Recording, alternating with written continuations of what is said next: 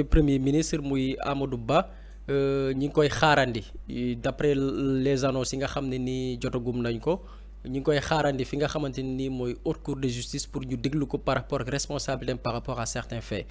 li mu concerné aussi parce qu'il faut savoir que am na lu jiitu loolu noonu muy il y avait le président de la Cour des comptes, le premier président de la Cour des comptes, Mamadou Faye, bi defoon une sortie lors du 10e, ou bien, pardonnez-moi, de la 10e Assemblée générale de l'Association des institutions supérieures de contrôle ayant en commun l'usage du français. Bi ñuy def seen 10e Assemblée bi, le premier président de la Cour des comptes, Mamadou Faye, defoon na une annonce que ni transmettre nañ dossier yu bari procureur général de la Cour des comptes, transmettre ko aussi ki nga xam ne mooy ministre de la justice pour que ñu mën a démarrer des procédures judiciaires par rapport aux personnes yi nga xam ne ay faits yi ñu cité ci rapport définitif bu situation des finances publiques bi ñu publié en février 2025 concernant la gestion du pays entre 2019 et mars 2024 ñu mën a xam ñi nga xam ni faits yi ñu soulevé période boobu ñoo occupé woon des responsabilités lan mooy seen degré de responsabilité par rapport à toutes ces choses yi nga xam ni rapport bi wax na ko. Parce que ci biir rapport bi Amadou Ba lan lañ koy toppee lan lañ ko mën a toppee mooy dans le rapport dafa am benn partie boo xam ne ñi ngi ko déjee manquement dans la gestion des dépôts à terme parce que comme vous le savez dans la gestion d'un pays État à travers ministère bi nga xam ne mooy ministre des finances ak di gérer wàllu budget bi dafay am possibilité jël ci alalu réew mi dénk ko ay banques mun na nekk des banques commerciales mun na nekk aussi banque sous-régionale bi nga xam ne bokk nañ ko ak yeneen dëkk ñu dem déposer fa xaalis ñu koy tuddee DAT dépôt à terme mais xaalis boobu bu ko état di dugal ci compte yooyu noonu dafay mel ni comme compte d'épargne lay nuru maanaam ab denc la boo xam ne état da ko fay teg fixé ni délai bii laa ko soxlaa pour débloquer ou bien décaisser xaalis bi nga xam ne moo fa nekk mais on s'est rendu compte que ci biir rapport bi c'est la cour des comptes mooy wax dañu nemmeeku ci partie boobu noonu nga xamante ni nii mooy manquement dans la gestion des DAT dépôt à terme yi nga xam ne def nañ ko ci ay banques 141 milliards 87 millions 194 mille 249 francs CFA ci suñu koppar lu ëpp téeméeri milliards tegal ñeent fukki milliards ak leneen gis nañ ni jëlee nañ ko ci ci compte yooyu nga xamante ni def nañ ko ci ay banques jëlee ko fa mën nañ lim ay banques yu bari BIS banque islamique CNCAS BDEV BOA BRM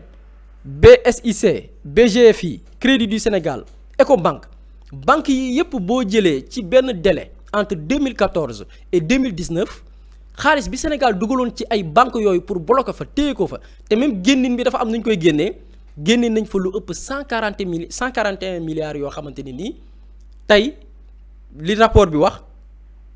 sans jamais être reversé au trésor public xaalis bi génnee nañ ko fa war ko déposer trésor public mu am traçabilité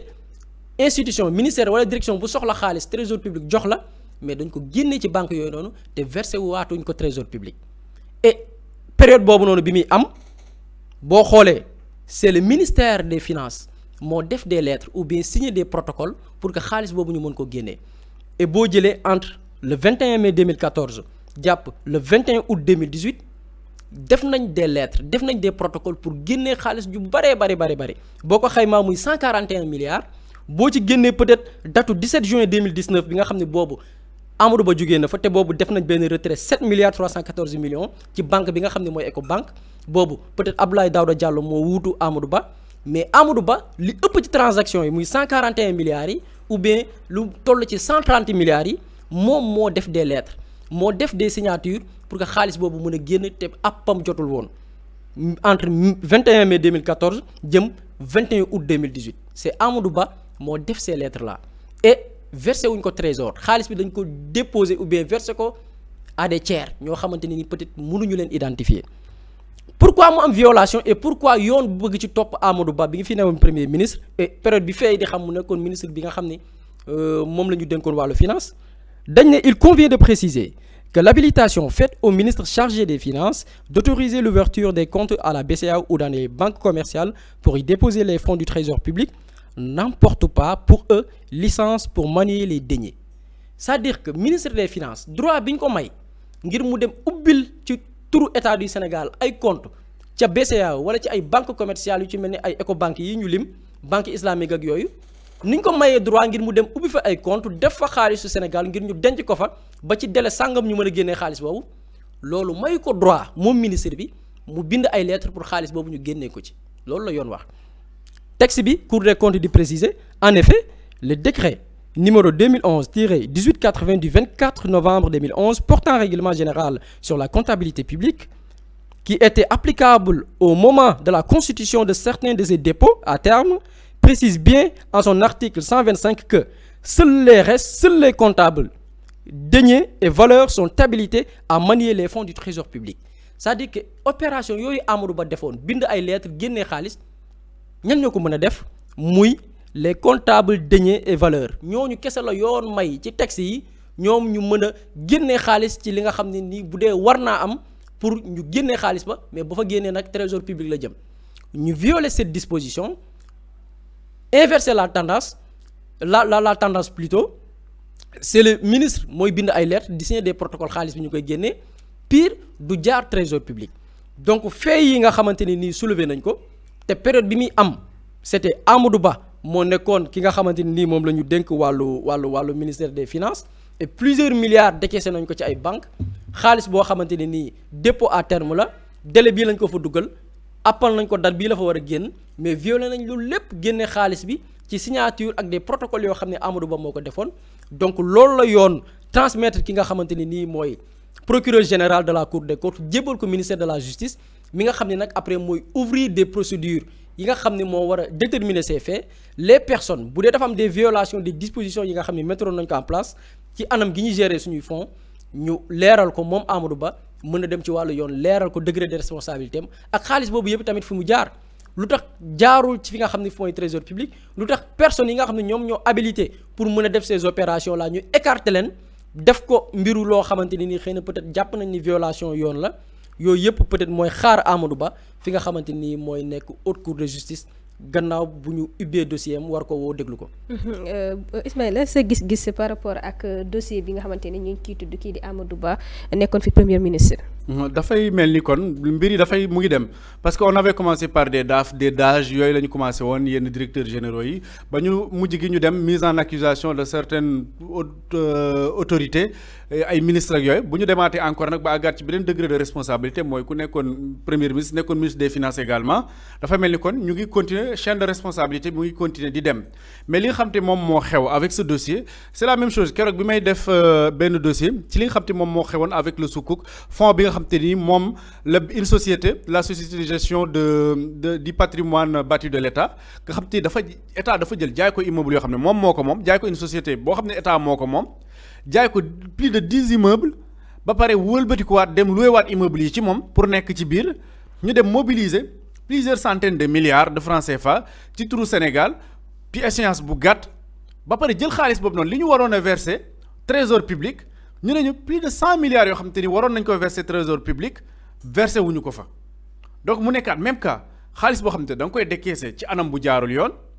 war ko dugal fenn yóbbu ko trésor public wala feneen yóbboo ko trésor public dès l'instant que ni xaalis bi demul trésor public pour mu am traçabilité dafay am problème bi nga ko jëlee foofu fan nga ko dugal kenn xamul donc li ñuy gis mooy à chaque fois décaissement day am ci anam bu jaarul yoon ba pare bu ñu décaissé ba pare fan la ñu dugal xaalis bi kenn du ko xam donc trésor public moom autorité yi dañ ko doon bañ xaalis bi fa war a dem kenn du gis fan la jaar kenn du ko fa yóbbu mais loolu yëpp bu amee c'est parce que am na ñoo xam te dañu am sañ-sañu parce que tey le ministre moo def une lettre demander à ce que ñu débloquer xaalis bi moo def une lettre demander à ce que fonds yooyu noonu muy dugal ko fii donc bu ñu dee wër des responsabilités moom mënuñu ko jéggi moom dafa bokk ci les premiers responsables mais moom itamit am na ku ko féete kaw koo xamante ni loolu mënul xew te yëgu ko xam na ni xaalis bi Sénégal am na xaalis bii nii lii xew na fi donc loolu bu xewee sous son magistère il est au courant ndax nag dafa am lu mu ci laale dafa am loo xam te daf ko ci am déet loolu je pense que ni enquête bi mën na dem ba àgg foofu noonu établir la responsabilité de tout un chacun mais li xew daal mooy loolu gis nañ fi sax scandale lu gën a graaw mooy Sénégal am na compte banque sàngam ñu ne d'accord mais enquêteurs yi bu ñuy ñëw li ñuy njëkk a def mooy compte boobu kañ lañ ko ubbi ban période la ñu ubbi compte bancaire bi dañuy ñëw ñu gis ni y a rien qui prouve que ni Sénégal am na fa compte dossier d'ouverture compte bi est inexistant kenn du ko gis ci fonds Suzuki yi ma doon wax sànq loolu moo fa xew démb am na beneen dossier boo xam ne soulevé nañ ko fa loolu moo fa xew toujours banque bi boo demee la banque n'est pas capable de te fournir des pièces yuy justifier que ni telle date la nguuru Sénégal ubbi compte ci banque sàngam les auditeurs gars yi enquêteurs yi dinañ gis daal que ni Sénégal am na fa compte alors que y a rien qui le prouve ci sur le plan matériel yoo xam te ni mooy wane ni lii lañ ko ubbee tel jour ak tel jour lii moo koy firndeel gis nañ fi compte bi ma fi doon wax démb mu ngi tuddoon Sénégal relance l'économie noonu la compte bancaire bi tuddoon ci banque bi ñu ko ubbi alors que ba léegi enquêteurs yi mënuñu disposer des pièces qui justifient que ni état bu Sénégal moo ubbi compte boobu noonu donc est-ce que c'était pas un gars du gouvernement moom moo dem ubbi compte boobu noonu tuddee ko tur boobu noonu ñu jël xaalis boobu noonu dugal ko foofu noonu ne Sénégal moo ko moom alors qu'en réalité c'est pas l'état du Sénégal mais c'est cette personne qui l'a fait au nom de l'état du Sénégal loolu mooy li doon xew donc nag tey on va voir jusqu'où va mener cette enquête Cour des comptes li ko ci waroon yëpp def na ko encore une fois wone na li xew ku ci nekk li nga ci taqe diw moo signé des lettres moo demandé à ce que ñu encaissé xaalis bi encaissé nañ ko là am nañ des preuves que ne l'argent a été encaissé biñ ko encaissé fan lañ ko dugal xamuñu ko parce que fi ñu ko war a dugal trésor public dugg fa donc fan la dugg loolu je pense que ni ñoom ñi nga xam te nag ñoom ñoo ko encaissé wala ñoo ko décaissé wala ñu joxe ordre ñu décaissé ko ñoom ñooy wax nag xaalis bi fan lañ ko dugal donner des preuves carrément comme quoi que ni fii lañ ko dugal à défaut de ça ñu remboursé ko après li nga xam te moom moo ci war a topp ci ay daan mu tegu ci seen kaw mais li ñuy wax mooy y a pas qu'il n'y ait pas de masla qu'il n'y ait pas de compromis qu'il n'y ait pas de négociation ou quoi que ce soit parce que li fi xew yëpp ñu di ko wax reddition Cour des comptes d'âge teew tel joxe na nangam ñu ci bëri ils ont agi sous la responsabilité de certaines autorités yooyu noonu nag mënuñu bàyyi d'âge yi ak ñenn yi nekk les agneaux du sacrifice ñoom ñoo joxe ndigal ñoom ñoo bind ñoo def lool nañu ñëw tontu bu fekkante ñoom ñi bind tamit dañu bind parce que diw moo leen jox ordre moo leen jox ndigal ñu def ko aussi diw boobu noonu fu mën di nekk na ñëw tontu. gis nga peut-être on n'a pas évoqué ça dans le truc il y a de ces personnes là ñu waroon a déglu tey on parle d'un faux bond parce que du ñu ñëw déglu ci yoon gis nga man pour man ku am courage yu yenn yi Sénégal ci période boo xamante ni y a eu des manifestations ay nit dee le président de la République s'est permis génn ci mbedd bi fili corniche bi dem jënd ndoxu koko di naan affaire bu wonee nit ñi que ne voilà tout ça s'est passé ak yooyu noonu dawuma daayoo xofuma ku courageux la maa ngi nii ci mbedd mi nii dem ci jaaykatu bi jënd ko toog nii ci biir nit ñi di waxtaan ak nit ñi si tu as eu ce courage tu dois avoir le même courage ci li ñuy wax ni dem répondre à la justice sa doom dañ ko cité na dem répondre à la justice sa goro dañ ko cité na dem répondre à la justice say jege ñaale dañ leen a cité sa premier ministre say collaborateur dañ leen a cité ñoom ñëpp nañ am le courage dem répondre à la justice sénégalaise parce que am na yoo xam te bi ngeen koy def da ngeen doon fëgg dënn ne lii ñoo ko def en plus di wane ay signes yoo xam te dafay wane carrément que ni tiitu leen réccuwu leen xofu leen yéen a ko def yéen a ngi nii ci biir réew mi toog dem fii buntu Pikine taxaw ci sa biir kiiwu oto ubbi sa kiiwu oto taxaw ci di wax ak nit ñi yooyu yëpp def nga ko mais c'est le moment nag nga wone ni carrément que ni ku am fit nga ku am fula nga ku am fayda nga dem seetal sa der et puis que chaîne de responsabilité bi nañ ko topp ba fa mu war a yem. man je me dis que li ma bëgg a ajouter foofu mooy Ismaël dafa junj lu am solo durant tous ces scandales yi fi am yëpp ces personnes concernées ils ont dirigé le pays avec arrogance et mépris. dañu jiite réew mi ci fëgg dënn jaay doole tey on parle de Macky Sall bi mu fi jógee rek fëgg dënn weesuwul nga ne amul dara lu ñu may reprocher bàyyi naa ci réew mi situation boo xamante ni bu stable la alors que ce n'est pas vrai tey boo jëlee d'autres personnes Mansour Faye mi ñuy waaj a topp gis nañ ko fi mu ne du ma dem wuy ji OFNAC fenn laa demul ñu laaj ko question mu ne journal boo ma laajatee question dama lay porter plainte.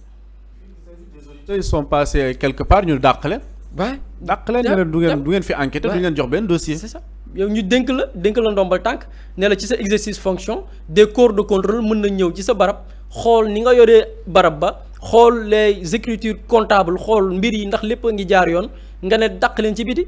avec arrogance tey cette même personne là mi ngi toog taxaw assemblée nationale ñu simi malaanu kiiraay mënu ci dara d'autres personnes dañu jiite réew mi ay Mambay Niang taxaw fii di menacer nit ñi organiser conférence de presse di tëkkuwaate c'est-à-dire que dañu bu ñu yemoon ci def la ñuy def boole kooku yaru teg ak tey xëy na sax nit ñi xawoon am tuuti yërmande ci ñoom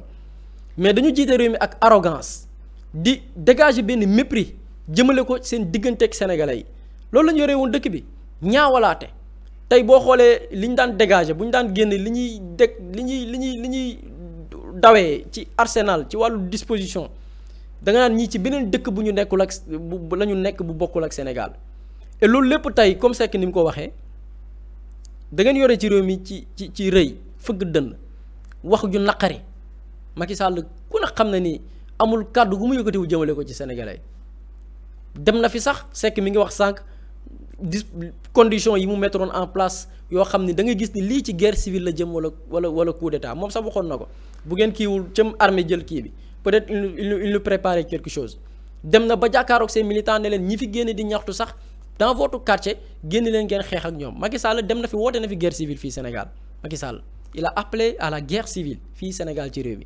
c'est-à-dire que il avait réuni toutes les conditions pour créer pëccëxoo créer dégâts ci dëkk bi arrogance boobu ngay wax dem na fi ba ay vaccin ñëw nga dem jëli say vaccin ñëw bu ngeen ko utiliser wul dama koy maye yow doo mayeloo moom yow yaa moom bay maye tu es kii tey ces mêmes personnes là courage bi ñu amoon di jàkkaaroog Sénégal di wax ak ñoom ak arrogance di wax ak ñoom mépris nga gis ni ñii weguñu sénégalais yi nawloowuñu leen ngelawaay boo fi jugee amul courage li ngay wax yépp nag tey on t'a donné la possibilité de répondre par rapport ak les faits amul courage yu nga ñëw tey le fils de Macky Sall je pense que tey la waroon dem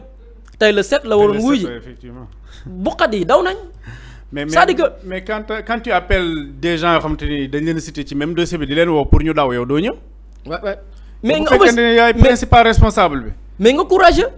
le courage quand même. bu fekk nañu am courage quoi en fait. c'est un mot boo xamante ni saa li nekk ci biir. nañu am courage ñëw affronter la réalité. et là je lance un appel même su fekkee ni moom ni ñu koy waxee ku déggul jat moom daanaka yàq say salive la mais ñi fi nekk ñoom di porter ce combat de ces personnes là yi nga xam ne dañuy daw ñu am fulla seen bopp c'est-à-dire ni da nga am fulla quoi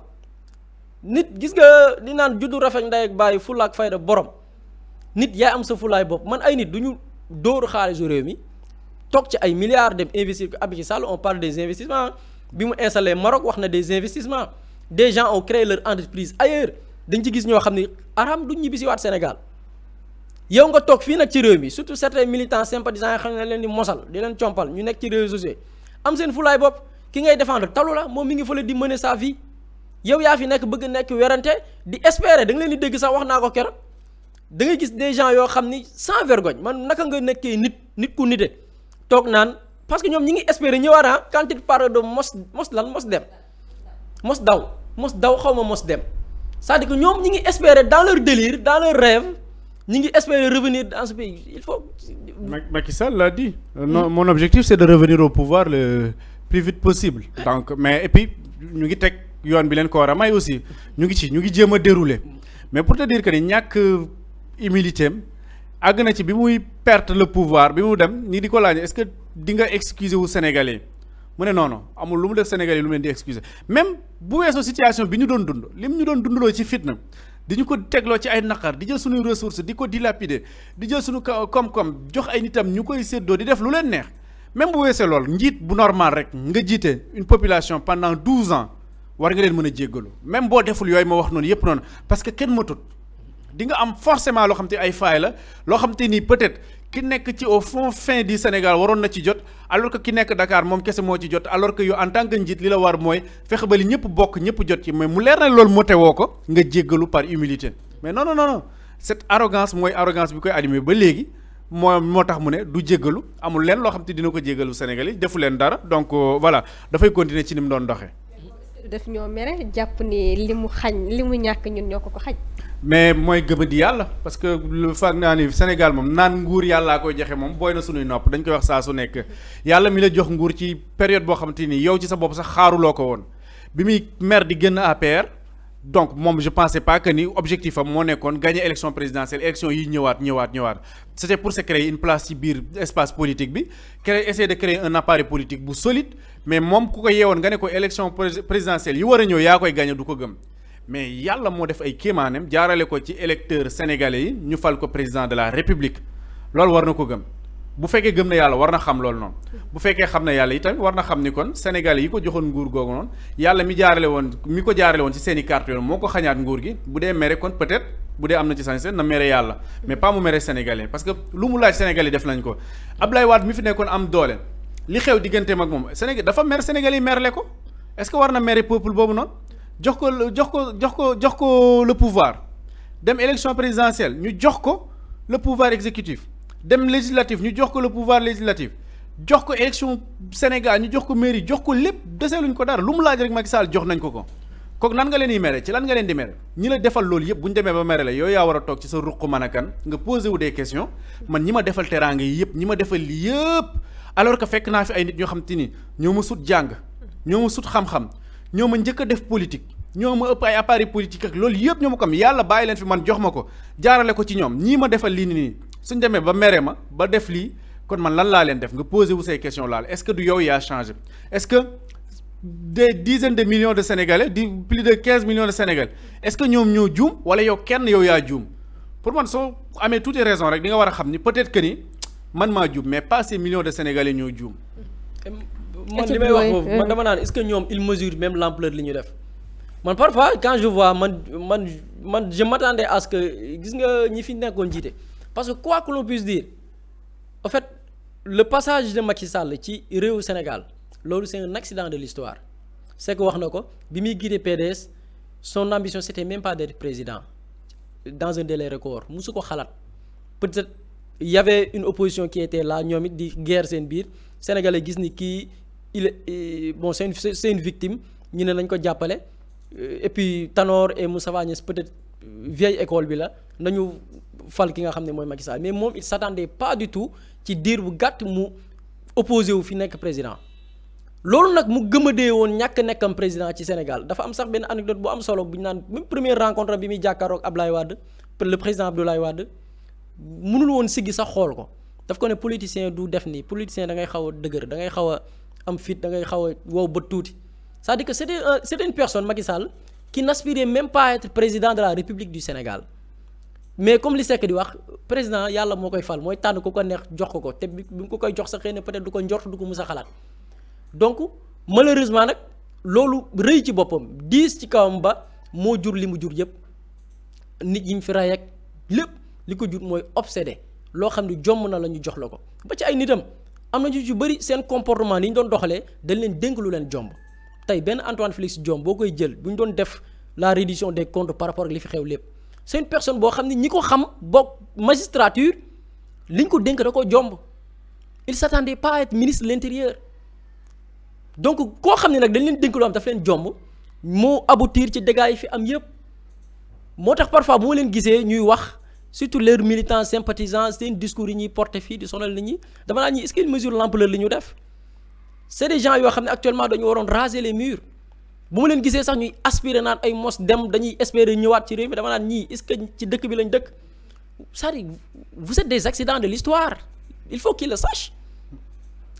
seen passage ci réew mi accident la loolu nattu la bu Sénégal yàlla na parce que yàlla tamit bon bu la bëggee tamit mën na la teg di nattu xëy na yàlla bëgg gi ma bëgg Sénégal moo taxoon mu tegal leen nattu gële pour ñu ibbi seen i bët xam ne cette classe politique là il va falloir les dégager indi une nouvelle génération nattu yàlla la goo xam ne dañ koy nangu mais ñoom il faut qu'ils sachent que APR et tout ce qui tourne autour ñëw réew mi depuis 2012-2024 c'est des accidents de l'histoire nattu suñu borom bu ñu yàlla bëggoon nattoo la ñun Sénégalais teg leen fi mais jamais au plus grand jamais ces gens ne vont revenir dans ce pays qu'ils le sachent Sénégal buy amaat opposition du jógee ci cette classe politique bi fi nekkoon